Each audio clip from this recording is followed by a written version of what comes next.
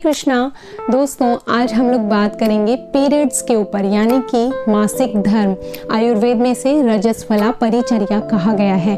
एक स्त्री के जीवन में ये जो 3 दिन होते हैं ये बहुत ज़्यादा महत्व रखते हैं बाकी के और दिनों से।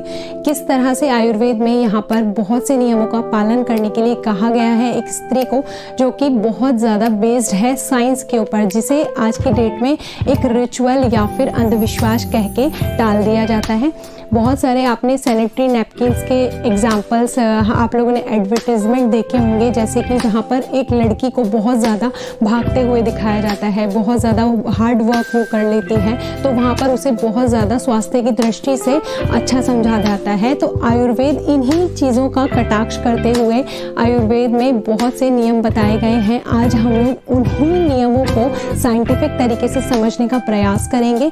यदि आपको मेरी वीडियो अच्छी लगे तो प्लीज़ मेरे चैनल को सब्सक्राइब करें। तो चलिए शुरू करते हैं आज की वीडियो में आगे बढ़ने से पहले हम लोग ये समझते हैं कि जो पीरियड्स है बेसिकली उसका काम क्या होता है, क्यों होते हैं ये हर महीने हर एक स्त्री को। हिंदू धर्म के अनुसार जो स्त्री है वो बहुत ज़्यादा पवित्र बताई गई है। उसका रीज़न क्या है कि जो 3 दिन हमें पीरियड्स होते हैं, जो 3 दिन का आपका जो प्रोसेस होता है पीरियड्स के दौरान, उस समय आपके जो शरीर में जमी हुई गंदगी है वह आपके शरीर के इस पीरियड के माध्यम से बाहर निकल रही होती है। हमारे गर्भाशय में बहुत अधिक गंदे तत्व इकट्ठे हो जाते हैं जो इन 3 दिनों में खून के माध्यम से बाहर निकलते हैं। ये जो 3 दिन है उस समय यदि आप अपना खान पान और अपना जो सोना उठना बोलना ये सब नियमित रूप से आयुर्वेद में बताए अनुसार पालन करते हैं तो हमारा जो आने वाले डेज हैं उस समय हमारा जो शरीर है स्वास्थ्य की दृष्टि से और ज़्यादा सुदृढ़ होता है।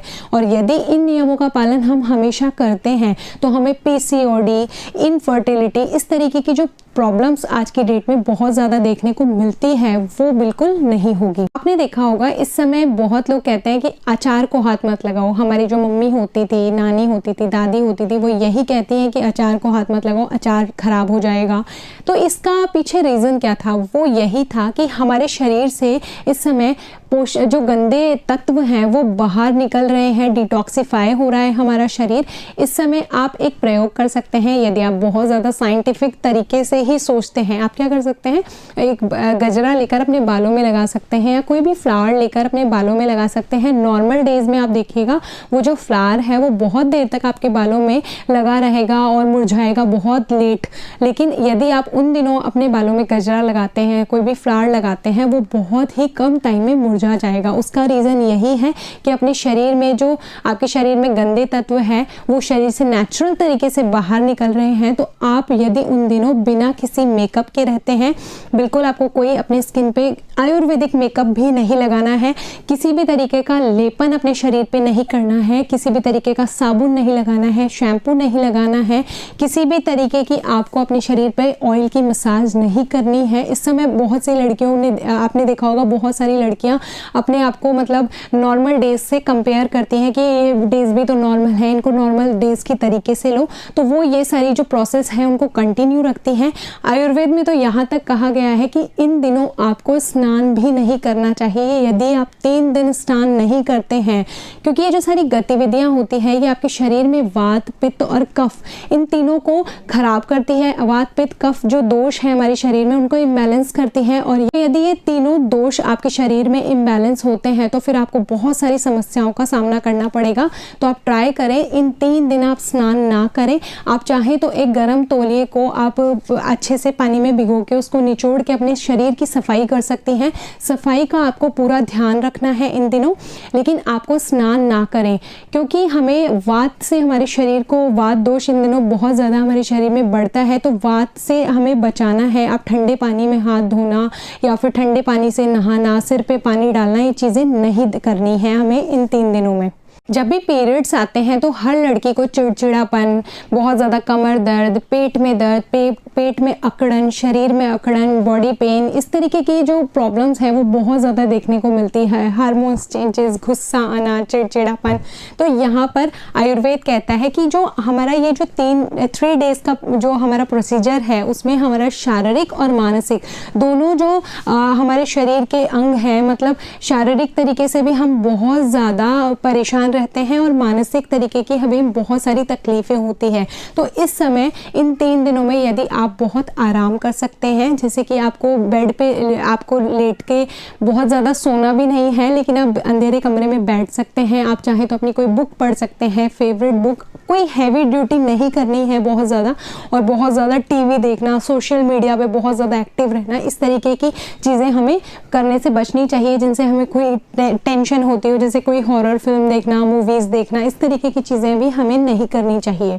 आयुर्वेद में इन 3 दिनों में स्नान करने के लिए मना किया गया है, क्योंकि इस समय आपके शरीर में वात दोष अनियमित होता है, कफ दोष बिगड़ सकता है, पित्त दोष बिगड़ सकता है। तो आप ट्राई करें कि 3 दिन आप स्नान ना करें। चौथे दिन आपको सिर से लेकर पाँव तक स्नान करना है, बाल धोने हैं अच्छे से। तो यदि आप 3 दिन स्नान नहीं करते हैं, बहुत सारी लड़कियां ऑफिस जाती हैं तो उनको ऑब्वियसली स्नान करना होगा। तो अगर वो चाहती हैं कि वो क्लीन करें, या फिर कोई लड़की रह नहीं पाती है बिना स्नान के, तो वो क्या कर सकती हैं, अपने शरीर को पहुँच सकती हैं। जैसे कि हम बीमार होते हैं, हमें कोई प्रॉब्लम होती है या मेडिकल इंजरी होती है, तो अब भी हम लोग हमारा शरीर को सिर्फ जिसे कहते हैं हम लोग ड्राई क्लीन होना, तो वो प्रोसीजर आप कर सकते हैं। आपके साथ में बहुत ज़्यादा भाग दौड़ करना, बोलना, बहुत ज़्यादा काम करना दौड़ दौड़ के, जैसे कि आज की डेट में टीवी एडवर्टीजमेंट में दिखाया जाता है, यदि आप उस तरीके की प्रोसेस बहुत ज़्यादा अपने आसपास के दिनों में, इन दिनों में करते हैं, तो यहाँ पर आपको रुकना चाहिए। आपको ये जो डेज़ हैं वहाँ पर नॉर्मल तरीके की बैलेंस लाइफ जीनी है। आहार में आपको क्या लेना है, आप चाहे तो आप थोड़ा सा जौ का बना हुआ रोटी ले सकते हैं, जौ की। आपको बहुत ज़्यादा हैवी फूड नहीं खाना है। आप चावल खा सकते हैं, घी अपनी डाइट में बहुत अच्छा रख सकते हैं, आप सब्जियां खा सकते हैं। बहुत ज़्यादा पेट भर के नहीं खाना है आपको। यहाँ पर आयुर्वेद कहता है कि आपकी जो अंजलि है, अंजलि में जितना खाना आता है ना, आपको उतना ही खाना चाहिए। जैसे दोनों हाथों की अंजलि आपने बनाई, उसमें जितना खाना आता है बस उससे ज़्यादा आपको खाना नहीं खाना चाहिए दिन भर में। वो आपका एक खाने का रूटीन है। आयुर्वेद के अनुसार हमें इस समय बहुत ज़्यादा आरामदायक प्रोसेस, जैसे कि मज़ेदार बिस्तर जो होते हैं गद्देदार वाले, वहाँ पर नहीं सोना चाहिए। बहुत ज़्यादा कंफर्टेबल वाले बिस्तर जो हैं, इस समय हमें चटाई पर या कुशा के घास पर, इस तरीके के बिस्तर पर सोना चाहिए। लेकिन आज के डेट में ये पॉसिबल नहीं है, तो आप ट्राई करें थोड़ा सा अपना जो बेड है वो हार्ड बनाकर सोएं। किसी भी तरीके की वहाँ पर सरफेस ऐसी रख दें जहाँ पर आप ये प्रोसीजर कर सकें। थोड़ा हार्ड बेड लेने की कोशिश करें। और दिन में इस समय आपको नहीं सोना है, क्योंकि मैंने आप लोगों को बताया था कि दिन में सोने से हमारा जो शरीर में कफ दोष है वो बिगड़ सकता है। तो आप ट्राई करें कि दिन में ना सोएं। इस समय आपको जितनी भी नींद लेनी है वो रात में लें। बहुत ज़्यादा मोबाइल पे एक्टिव ना रहें, बहुत ज़्यादा बोलना और भागना, इस तरीके की एक्टिविटी करने से बचें। यदि आप ऑफिस गोइंग है, ऑफिस जाते हैं, तो आप क्या कर सकते हैं, आप वहाँ पर थोड़ा रेस्ट कर सकते हैं, मतलब बैठे रहने वाला जितना भी काम है वो कर सकते हैं। आप अगर इन 3 दिनों का अच्छे से पालन करते हैं, 3 दिनों में आप रेस्ट करते हैं प्रॉपर तरीके से, बहुत ज़्यादा जैसे जो नॉर्मल डेज़ में आप काम करते हैं वो नहीं करते हैं, तो आप देखेंगे जब चौथे दिन आप ये सारे काम करते हैं तो आप और ज़्यादा तरोताज़ा अपने आप को फील करेंगे, अपने आप को और ज़्यादा एनर्जेटिक फील करेंगे। आयुर्वेद के अनुसार यदि इन 3 दिनों में आप अपने शरीर पर किसी भी तरीके का, जैसे आप स्नान करते हैं उस समय आप साबुन यूज़ करते हैं, किसी भी तरीके का सुगंधित पाउडर, इत्र, सेंट, परफ्यूम, श्रृंगार करना, काजल, लिपस्टिक, किसी भी तरीके का मेकअप करना, लेपन, किसी भी तरीके का आप उपटन लगा रहे हैं, अब चाहे वह आयुर्वेदिक हो, लेकिन आपको वह चीज़ नहीं करनी है। आयुर्वेद यहाँ पर यही कहता है कि आपको इस समय किसी भी तरीके की जो प्रक्रिया है श्रृंगार से लेके वो अपने शरीर पे नहीं करनी है, क्योंकि यदि हम लोग इस समय हमारे शरीर का जो डिटॉक्सिफिकेशन हो रहा है उसे नेचुरल तरीके से होने देते हैं, उसमें डिस्टर्बेंस क्रिएट नहीं करते हैं, तो हमें स्वास्थ्य की दृष्टि से बहुत अधिक लाभ होगा।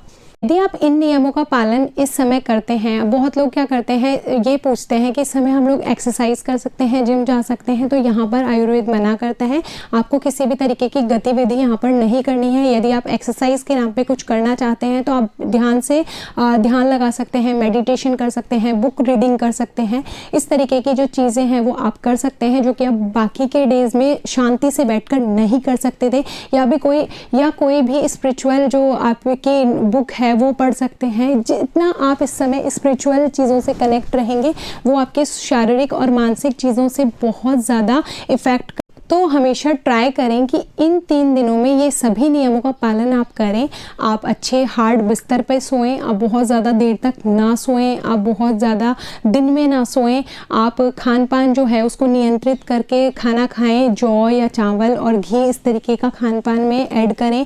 गर्म चीज़ें आप खा सकते हैं इस समय, जैसे कि अदरक की जो पानी है उसको ले सकते हैं, अजवाइन का पानी ले सकते हैं। तो इस समय आप ये सारी चीज़ें कर सकते हैं, ये आपके स्वास्थ्य के लिए बहुत ज़्यादा अच्छी होगी। आशा करती हूँ आपको मेरी आज की वीडियो अच्छी लगी है। मैंने ऑलरेडी एक वीडियो अपलोड किया हुआ है इस टॉपिक पे।